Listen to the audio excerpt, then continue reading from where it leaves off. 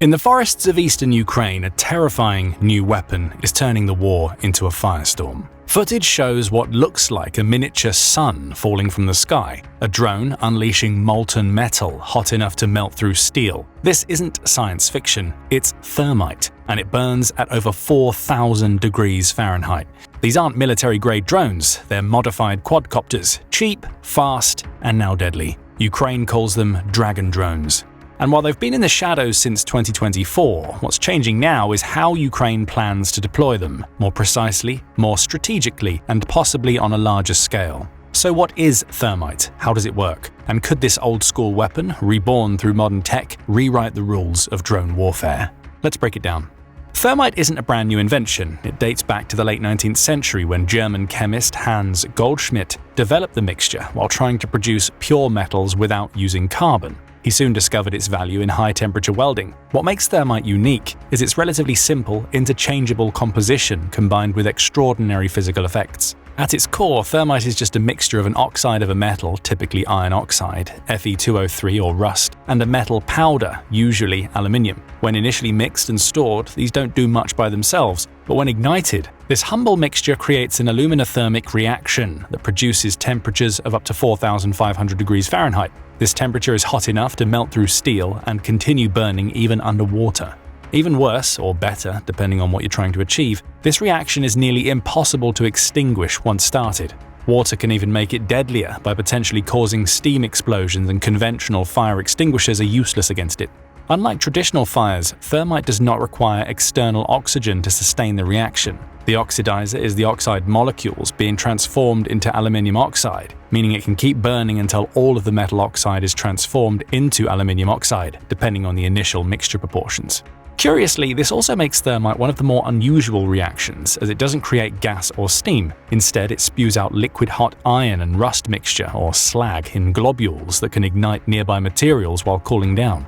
To understand what makes thermite unique on the battlefield, we need to contrast it with traditional explosive weapons. The difference isn't just academic, it fundamentally changes how these weapons are used and what they can accomplish. In both modern warfare and modern business, one thing's clear: success depends on how fast you can adapt, pivot, and take action. Whether you're leading a company or coordinating a high-stakes team, the tools you can use make or break the mission. That's why I want to introduce today's sponsor, Odoo. They're redefining what it means to build and run websites, making it faster, smarter, and easier for everyone. With Odoo's website builder, you can launch a sleek, professional site in minutes, absolutely no coding required. Whether you're launching a defense analysis blog, running an online shop, or starting a training hub, Odoo's got you covered. Odoo gives you full creative control using an intuitive drag-and-drop editor, plus AI-powered tools that help you craft polished content, generate copy, and refine your calls to action with just a few clicks. And here's the best part: your first app with Odoo is completely free for life. That includes hosting, support, and even a custom domain for the first year. No hidden fees, no surprises. Ready to bring your vision to life? Use the link in the description to try Odoo's free website builder today. Building your dream site has never been this easy.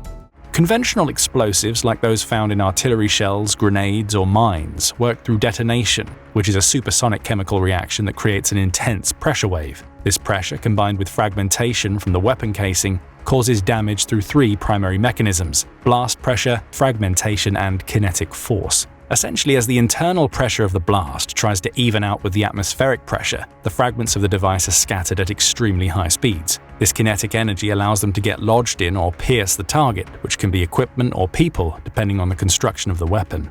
Thermite, in contrast, doesn't explode, it burns. Instead of releasing its energy all at once, it sustains an intense thermal reaction over time. While pressure waves from explosions dissipate quickly, thermite creates a focused heat that continues working long after delivery. This fundamental difference creates distinct advantages and limitations. Explosives excel at creating immediate, widespread damage across an area. They can collapse structures, create shockwaves that damage internal organs, and propel fragments that cause injuries at considerable distances. But against certain targets like armor, that energy can disperse too quickly to permit the small fragments to penetrate completely.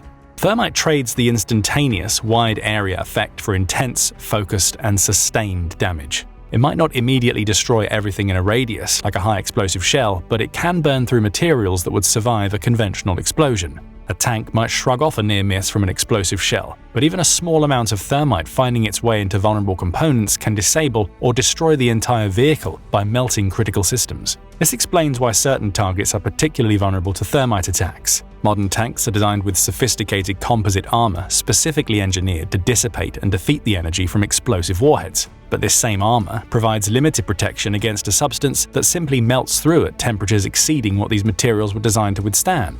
While thermite won't reduce an entire tank to slag, contrary to what some new titles might suggest, it can make the tank inoperable or require expensive repairs by fusing different parts. Another crucial difference is in countermeasures. Military forces have developed numerous technologies to defend against explosives, from electronic jammers that defeat IEDs to reactive armor that disrupts shaped charges. These defenses are largely ineffective against thermite, which requires entirely different protection systems. Of course, thermite's devastating properties were discovered long before 2024. Traditionally, thermite has legitimate industrial applications. It's used in welding railway tracks, cutting through metal structures during demolition, and in certain metallurgical processes. And the compound's military history itself stretches back over a century. In World War I, thermite hand grenades were developed by the German military and later adopted by other forces. These weren't designed for anti-personnel use, as their primary purpose was destroying enemy equipment, particularly artillery pieces. A thermite grenade that explodes over a cannon's breech, the back or top part that opens to receive the slug, can render it permanently inoperable by fusing it shut, preventing it from reloading. By World War II, thermite saw more widespread use, particularly in incendiary bombing campaigns. The infamous German electron bombs and British incendiary bombs contained thermite compounds specifically designed to start fires in urban areas. The most destructive air raids of the war, including those on Dresden and Tokyo, relied heavily on incendiary weapons, containing thermite or similar compounds to create firestorms that would consume entire cities. However, as precision munitions developed during the Cold War, thermite's battlefield role diminished. Melting through a tank was unreliable, but a guided anti-tank missile could destroy it more efficiently and from further away. Precision bombs could hit specific targets with minimal collateral damage, preventing fires from going out of control and creating more unstable battlefield environments. This led to thermite getting relegated primarily to specialized applications like explosive ordnance disposal teams using thermite charges to safely destroy unexploded ordnance. So why has this 80-year-old technology suddenly reappeared on the modern battlefield? The answer lies in the unique conditions of the Ukraine conflict and the principle of asymmetric warfare. For Ukrainian forces facing a numerically superior enemy with more heavy equipment, thermite offers several crucial advantages. First, it's relatively simple to manufacture from widely available materials, making it less vulnerable to supply chain disruptions than complex weapon systems. Second, it provides a low-cost method to neutralize expensive Russian equipment, creating a favorable cost-to-effect ratio. Third, there's a psychological impact of thermite. The fire it makes can be seen as soon as the mixture is dropped and ignited, and if it happens to drop into a forested area, it can sustain itself pretty easily. The imagery of a small drone making that kind of environmental damage creates fear disproportionate to the actual scale of the weapon. Much as with many other weapons used during the war, the Dragon drones represent the peak of Ukrainian ingenuity, reusing old devices and technology for a new outcome or adapting to changing battlefield conditions with limited supplies. Other Ukrainian drones focus on small-scale explosions and taking out one or two key vehicles. By contrast, thermite has the capability to cause damage long after it's been deployed. The drone delivery method merely represents the marriage of this old technology with new platforms, creating a capability that wouldn't have been possible in previous conflicts. The actual mechanics of these Dragon drones are surprisingly straightforward.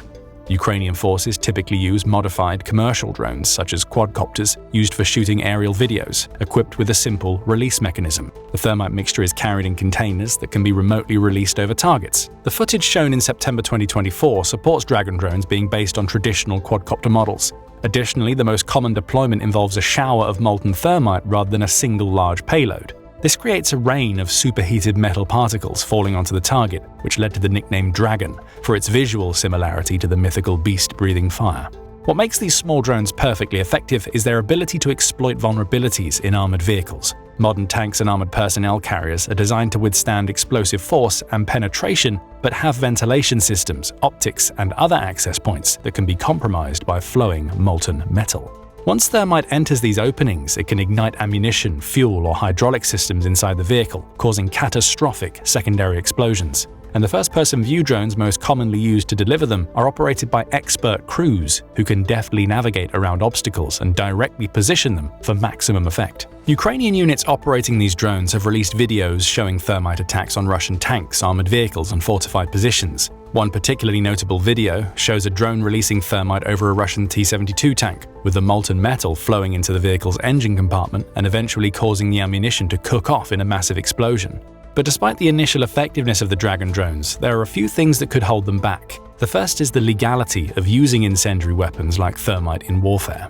Under international law, thermite itself is not explicitly banned. The Convention on Certain Conventional Weapons (CCW) Protocol 3 restricts the use of incendiary weapons against civilian populations or in civilian areas, but doesn't prohibit their use against legitimate military targets in combat zones. However, the lines become blurry when considering how these weapons are being deployed.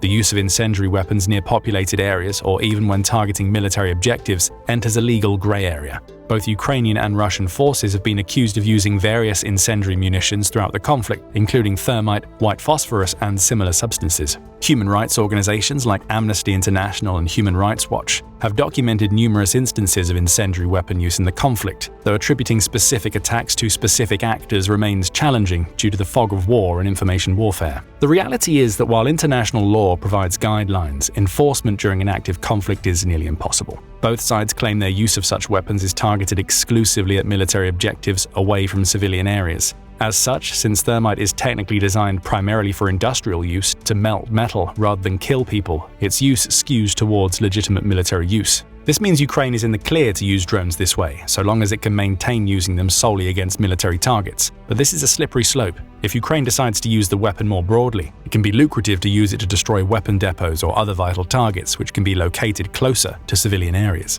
Secondly, the drone itself might not be that effective compared to the drones we've already seen fly out from either side of the conflict. This stems from two important technical aspects of Dragon drones that differentiate from traditional thermite weapons: scale and dispersal.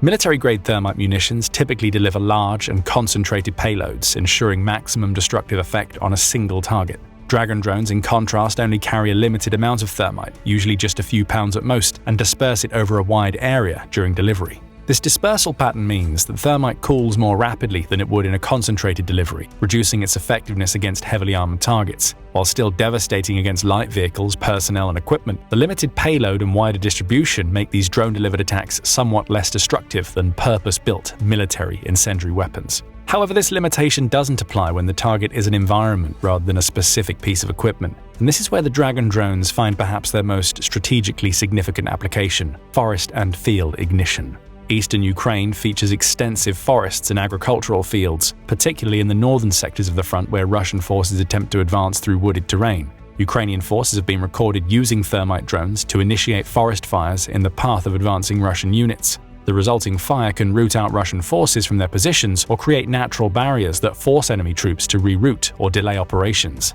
This application represents a modern version of scorched earth tactics, denying territory to the enemy by rendering it temporarily impassable.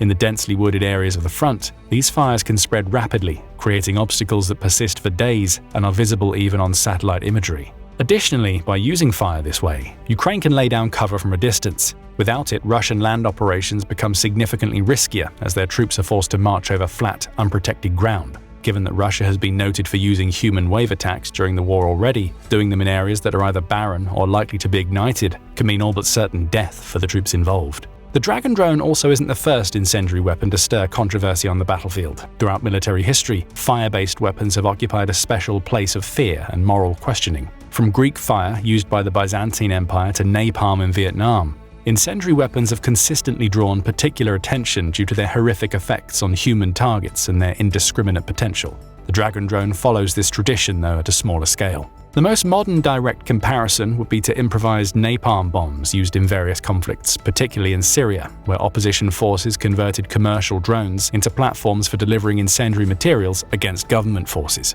The technical approach is similar: adapt commercially available technology to deliver traditional military weapons in new, low-cost ways. However, thermite differs from napalm in crucial ways. While napalm adheres to surfaces and victims, burning at lower temperatures for longer periods, thermite burns extremely hot for a shorter duration. The effects are different. Napalm causes widespread burns over large areas, while thermite creates intense, localized damage capable of penetrating metal. This is why adapting Dragon drones to disperse thermite has been so notable. It blends the destructive potential of thermite with the persistence of napalm, all in a small, reusable, and difficult-to-counter package. It's worth noting that Russia has not been idle in this domain either. Russian forces have developed their versions of incendiary drones, though they appear to favor white phosphorus rather than thermite in documented cases. White phosphorus produces toxic smoke in addition to burning at high temperatures, potentially causing respiratory damage to personnel even if they avoid direct contact with the burning material. Both sides of the conflict are also engaged in a constant electronic warfare battle to counter these threats. Systems that disrupt the radio frequencies used to control the drones have become standard equipment for frontline units. More sophisticated systems can spoof GPS signals, causing drones to drift off course or return to their launch points. Physical countermeasures have evolved as well. Russian armored vehicles have been observed with improvised metal mesh screens installed over vulnerable points. This is an attempt to intercept thermite before it can reach critical components, since the small concentration can cool down relatively quickly. Ukrainian vehicles employ similar protective measures against Russian drone attacks. And despite the dramatic footage and visceral fear these weapons inspire, the strategic impact of Dragon drones on the overall conflict could remain limited. The fundamental constraint is supply. Thermite is not difficult to manufacture in small quantities, but producing it at scale requires industrial capacity that Ukraine, under wartime conditions, can only partially maintain. Russian strikes on Ukrainian infrastructure further complicate large-scale production efforts.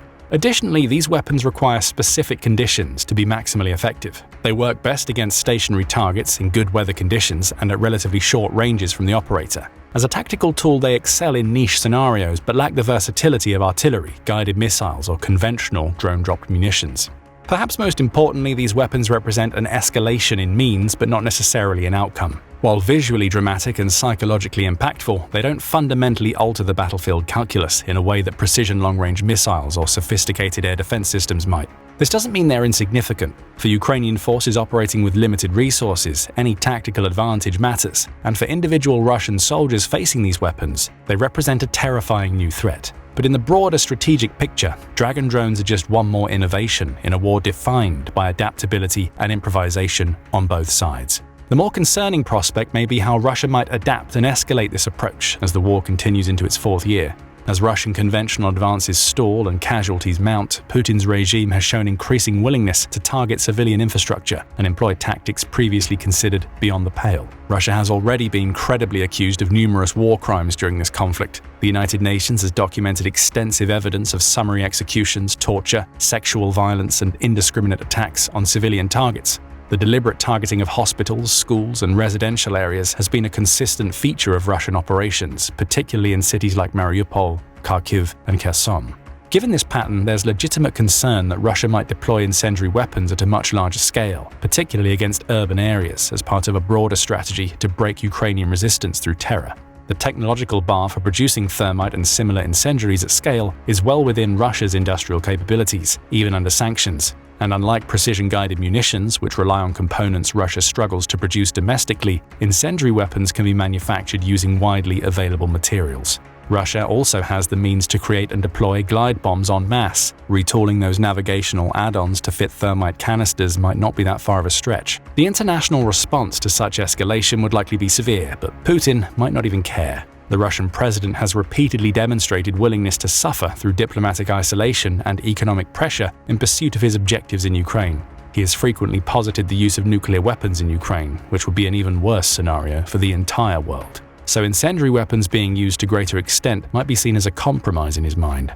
Additionally, given that the diplomatic approach by the US has ostensibly failed, Russia might get desperate in its attempts to win the war quickly. While its original objective of capturing Ukraine for its land, resources, and people might go against scorching the country entirely, Russia has had a way of throwing nasty surprises for the past 3 years. This brings us back to our original question. Could these Dragon drones change the course of the war? The answer is almost certainly no, at least not on their own. But they represent something more significant than their direct battlefield impact suggests. These weapons exemplify the ongoing industrialization of the conflict, where both sides adapt commercial technology for military purposes at unprecedented speed. They illustrate how the technological barriers to advanced weapons continues to lower, allowing smaller forces to deploy capabilities once reserved for major military powers. The implications extend far beyond Ukraine's forests and fields. In future conflicts around the world, the lessons learned from these improvised weapons will influence military planning, international law, and the ethical boundaries of warfare. And NATO has already started to implement significant changes in national defense doctrines to account for emerging threats. What do you think about these developments? Are Dragon drones a legitimate adaptation to the realities of modern combat, or do they represent a dangerous escalation in a war already marked by suffering? Let us know in the comments below, and thank you, as always, for watching The Military Show.